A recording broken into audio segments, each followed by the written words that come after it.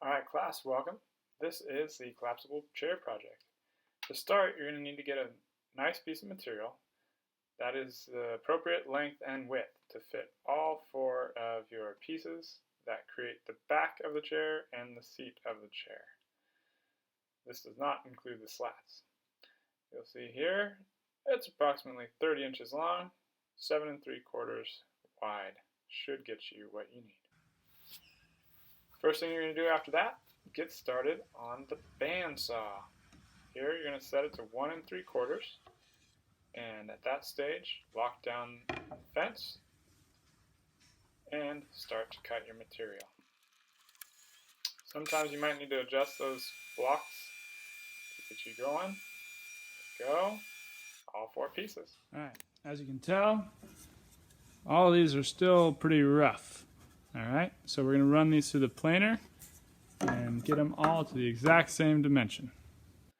First thing you're going to want to do is plane these to width. That will allow for you to draw your template on there. Notice I'm checking the template and seeing if it's the right width first, and then after you do the width, you can get them to thickness. We want to go for about 1 1/4. After you're done with that, you can go ahead and mark them all so that you can go to the bandsaw and cut them. Alright folks, once you got those rough lengths created and you've planed them to size, which this should match the template, and this thickness we're going for about 1 1/4. You might have seen on mine I had this spot that's just barely gone now. I'll sand the rest. I just wanted to go a little further, so mine are more like 1 3/16, but it should be just fine. So you'll have those planed down in both directions. Everything should be equal. You'll have traced your templates, and now it's time to go to get your rough cuts on the bandsaw. Make sure when you do the bandsaw, you raise the guard just enough for your piece to get under, but not too much to where your finger will get cut off if you slip.